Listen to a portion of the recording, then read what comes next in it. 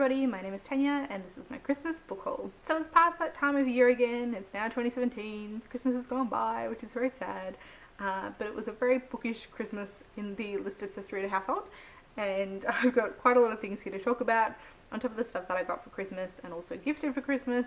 I've got a couple of things here that I got beforehand, so I'm going to show you those now. And let's just get into it. The first one that I've got here is one that was very kindly provided to me by the publisher, Pan Macmillan here in Australia. They reached out to me and asked whether I'd like to be involved with this one, and the blurb for it sounded fantastic, so I said yes please, send me a copy. And that is this one, which is To the Sea by Christine Dibley. This is a debut novel by an Australian author, which as I said, I thought it sounded really fascinating. I'll read you the blurb in just a moment. This is the cover. It's just about to be released, or has just been released. I will be reading this one now, and a video will be going out in mid-January about it, so watch out for that one. So I'm looking forward to diving into this. The blurb on the back, like I said, is what drew me in, and I decided I would give this one a go. So it says, on a clear summer's day, Detective Inspector Tony Vincent answers a call out to an idyllic Tasmanian beach house. Surrounded by family and calm waters, 17-year-old Zoe Kennan has inexplicably vanished. Four storytellers share their version of what has led to this moment, weaving tales which span centuries and continents. But Tony needs facts, not fiction. How will such fables lead him to Zoe and to the truth? As Tony's investigation deepens, he is drawn into a world where myth and history blur, and where women who risk all for love must pay the price through every generation. And so it sounds like it's going to be a mix of, you know, a bit of a crime detective fiction, but blending myth and storytelling and fable through it, which I thought sounded fascinating. And so I'm very much looking forward to seeing where this one actually goes and how it all weaves in together. So that will be something I will be picking up very shortly, and as I said, watch out for my video talking a bit more about this at that point. Next up, I've got a couple of things that I picked up during my recent trip to New Zealand on the very last day, at the very last chance. These are actually things I got in the airport waiting to go home. I was kind of browsing around and thought I felt like I wanted to buy something by a New Zealand author in New Zealand while I was there. And so for that I settled on this one, which is The Rehearsal by Eleanor Catton. This is Eleanor Catton's first novel, so she's most famous for The Luminaries, which I also own but have not read yet. And I hadn't really heard of this one at all, but I spotted it on the shelves and I read the blurb, and again that sucked me in, and it came home with me. So this is my kind of staple Kiwi author that I bought when in New Zealand, even if it was at the airport. But again, I'm going to read you the blurb of this one because it's what captured me with it. I have heard fantastic things about The Luminaries. I've meant to get to it, I just haven't yet. But I think now that I own this one, I might start with this. It's less intimidating in the size, but also I think the storyline of this one is kind of calling to me now. But I'm still hoping I can get to The Luminaries sometime soon. As with everything that I own, I should really just stop saying that. But anyway, the blurb of The Rehearsal says, a high school sex scandal jolts a group of teenage girls into a new awareness of their own potency and power. The sudden and total publicity seems to turn every act into a performance and every platform into a stage. But when the local drama school decides to turn the scandal into a show, the real world and the world of the theatre are forced to meet, and soon the boundaries between private and public begin to dissolve. The Rehearsals is an exhilarating and provocative novel about the unsimple mess of human desire, startlingly original. It is at once a tender evocation of its young protagonists and a shrewd expose of emotional compromise. It introduces a boldly inventive and extraordinarily accomplished new voice in New Zealand fiction. So this sounds like a really interesting debut. And like I said, one that I've not really heard of before, so I'm hoping that I can get to this sometime soon. And yeah, stop saying that now. And then the second book I picked up at the airport was something I had been seeing around, jumped out of me because of the cover, but also the idea. And so it's a festive book, and I decided maybe I should read something festive for the festive season. And for that I picked up this one, which is The Mistletoe Murder and Other Stories by P.D. James. P.D. James, of course, is quite a, very famous crime writer. I've never read any of her work before, but she's highly respected. This is a series of 4 short stories that she was commissioned to write over various Christmases. They've now kind of packaged it together in this collection. I enjoy this one. I have read it. I read it kind of over Christmas Day and the day before or the day after, I can't remember.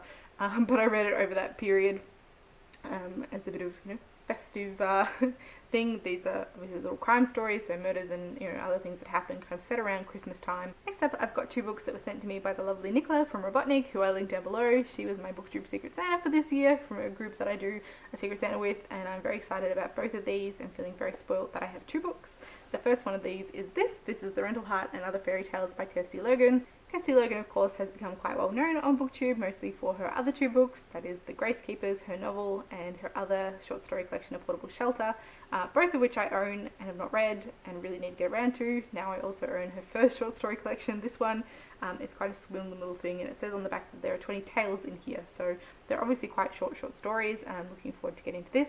The back says, 20 tales of lust and loss. These stories feature clockwork hearts, lascivious queens, paper men, island circuses, and a flooded world. So that all sounds wonderful, and I'm very much looking forward to getting to this too. Maybe I can finally pick up something by Kirsty Logan in January. We will see. The second book that Nicholas sent me is this one, which is Swamplandia by Karen Russell. I've heard fantastic things about Karen Russell. I probably heard about this one first from Mercedes, from Mercedes Bookies Musings, but a lot of people have read and enjoyed Karen Russell on BookTube, so this is the first one by her that I own. This one sounds like it's going to be quite unusual and eclectic and strange, which, you know, are all things that I love. It's set in a gator park in Florida, and weird things happen. And on the front it says, a wonderfully extravagant, eccentric story by a brilliant writer with an amazing imagination. And again, I'm very much looking forward to this. Nicola said that she picked out two things from the wish list that I'd sent that she'd read and loved, so that comes highly recommended from her, as well as a lot of other people on BookTube. So again, I'm very much looking forward to these, and because they were gifts, I'm hoping that I can get to these ones sooner rather than later and get them read. And now we get to what I received on Christmas Day. As I said, we had quite a bookish Christmas here. My mother and I often get each other books, but this year it was predominantly just books. So I've got the books that she gifted to me here, and I've also got the books that I gifted to her, both of which are very much us things, and you know, both of each other are wanting to read the other ones, and the books that I gifted to her are part of a project that I'm hoping to start in 2017. So I'll run through them quickly here, but I will speak more in depth about that in a video that I will be filming about that very shortly. So the first 5 things I've got here are part of a set, and that is these. This is the complete collection of the memoirs of James Herriot. I have previously read the first 3 of these a couple of times. We owned them, my mother and I, and you know, we've both read and loved them, but I didn't actually realise that there were more until very recently. I saw in a video by Caroline from BBC Girl 520, I think that's right, I'll find and link it down below, that there were 2 more volumes in this that I was never aware of. So I told my mother, and we got very excited, and she purchased them for us for Christmas. So we own very battered old copies of the first 3, but I found that there was this gorgeous matching set with beautiful covers, which I'll show you shortly, of the full thing. So now we own this, and it's glorious, and we can find out what happens next in the life of James Herriot. So the 5 volumes are All Creatures Great and Small, and again, like I said, the covers of these ones are just pretty. They make a full picture when you line them up together, which is a nice touch as well. So the first one, followed by All Things Bright and Beautiful, All Things Wise and Wonderful, and again, so pretty. And then the 2 that we weren't aware of, so we've got The Lord God Made Them All, and we've gone to kind of a winter landscape. And then the 5th one, Every Living Thing. Now for some reason this last one is shiny where the rest of them are matte, which is slightly annoying, but something that I can deal with. The covers all match, which is lovely, so just why change it suddenly? But anyway, that's the last volume. So again, very glad to own these. I don't know when I'm going to get to this, it's quite a commitment, but very pleased now that we know that there are further stories, that we have them now on our shelves. Then next up I received these 2, which are 2 new books that have been published in these editions by John Wyndham, which I'm very excited about. I've got The Secret People here and Stowaway to Mars. Since receiving these, I've watched Alicia from Ex Libris' author spotlight on John Wyndham, which I'll find and I will link down below, which she spoke about the fact that these have just been released. And I didn't realise until watching that these ones were published under a different pseudonym of John Wyndham's, so they're not part of the John Wyndham canon as such, but have now been put together and published, I guess because John Wyndham became his most famous name, but he has published books under a variety of different names, and in either case, I am so pleased to have these in editions that match the John Wyndhams that I own already, because they're so pretty and I love them a lot. These are quite early books of his, they come before those published as John Wyndham, and I think they both sound fantastic and I'm very much looking forward to them. So firstly, The Secret People, I'm just going to read you the blurb because I didn't know anything about it before I got it either, but the blurb sounds fantastic. And so the back of this one says, while flying over Africa's New Sea, a water project in the heart of Sahara Desert, Mark Sannett's rocket plane crashes and is sucked through a hole in the desert floor into a strange cavernous new world. There, he and his partner Margaret encounter the survivors of an ancient race of underground dwellers whose whole existence is now threatened. Captured and forced to live with other prisoners taken from the surface, the pair know that they must escape before the waters above drown them all. And so this one, it says on the back, is his first novel. It was published in 1935. And then the other one I've got is Stowaway to Mars, which again I didn't know anything about before I received. I just knew that I wanted it. And so the back of this one says, for British pilot Dale Curtins, the Kuntz Prize, to be awarded to the first person to take a spaceship to another planet and back, is the ultimate challenge. Not only must he build a ship to survive the journey, assemble a top-notch crew, and choose a destination, he's also got to beat the Russians and Americans. Soon, the Gloria Mundi blasts off from Salisbury Plain, bound for Mars. There's just one problem, a stowaway called Joan. Not only does her presence wreck calculations and threaten the mission, but a tale suggests that Mars may be more dangerous a destination than they ever expected. And so I think both of these sound completely fascinating and maybe a little bit different to some of the other stuff, which makes sense if it was published under a different name. And I am very much looking forward to getting to both of these and the remainder of the books that I own by John Wyndham that I haven't read. And I'd really like to reread some of the John Wyndham that I own. And yep, I still want to just read all the things. Why is there no time? And then the next two items I've got are slightly different, still books but not fiction, but things that I'm very excited to have as part of my collection. The first one is this one, which is An Atlas of Tolkien by David Day. This one I first saw on Sam's channel from Sam's Nonsense. This is a beautiful copy of an Atlas of Tolkien, so it goes through and talks about various things. There's lots of illustrations, and I think this is a really nice addition to my Tolkien collection. It's a lovely floppy like leather-bound book, which is very beautiful in itself. I haven't had much of a chance to flick through it yet, but I'm looking forward to having a proper look at this one and finding a place for it on my shelves in my Tolkien area, which I have recently kind of rearranged things to create, so good addition to that. And the second one is also on theme and also adds to the Tolkien collection, and that is this beauty. So this is The Art of the Lord of the Rings by J.R. Tolkien. So it's a lot of Tolkien's early sketches and kind of design work and prototypes for the world that he's creating here.